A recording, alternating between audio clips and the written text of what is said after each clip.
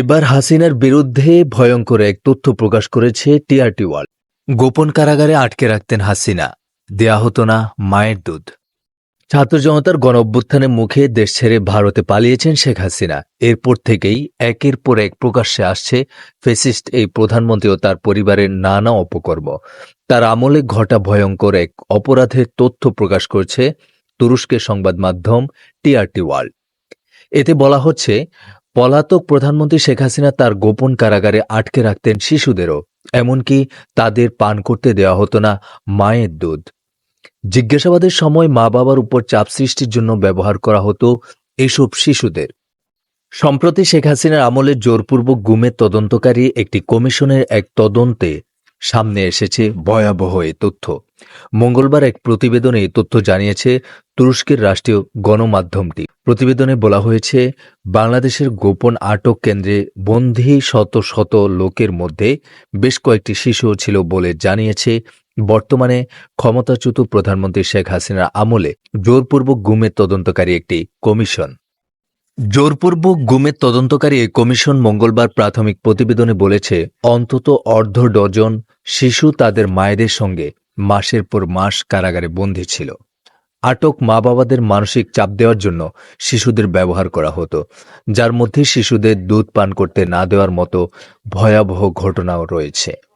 2024 সালে 5ই আগস্ট ছাত্র জনতার গণঅভ্যুত্থানের মুখে ভারতে পালিয়ে যান সাবেক স্বৈরাচার শেখ হাসিনা।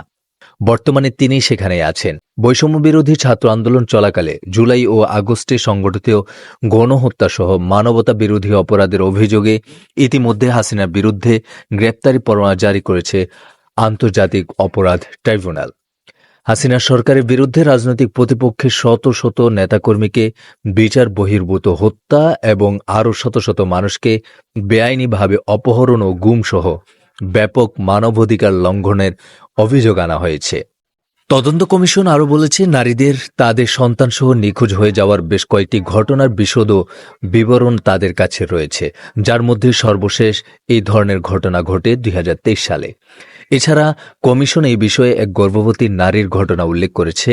গর্ভবতী ওই নারীকে তার 2টি ছোট বাচ্চা সহ আটকে রাখা হয়েছিল এবং সেই আটক কেন্দ্রে তাকে মারধরও করা হয়েছিল। কমিশনের প্রতিবেদনে বলা হয়েছে, এগুলো কোনো বিচ্ছিন্ন ঘটনা নয়। এক দম্পতি এবং তাদের শিশুকে আটক করা হয়েছিল এবং জিজ্ঞাসাবাদের সময় বাবাকে চাপ দেওয়ার জন্য মানসিক নির্যাতনের অংশ হিসেবে শিশুটিকে মায়ের দুধ খাওয়ানো হতে বিরত রাখা হয়েছিল, এমন একটি ঘটনা প্রতিবেদনে উঠে এসেছে। একইভাবে ক্ষমতায় থাকাকালীন হাসিনা সরকার জোরপূর্বক এসব গুমের ঘটনা অস্বীকার করত।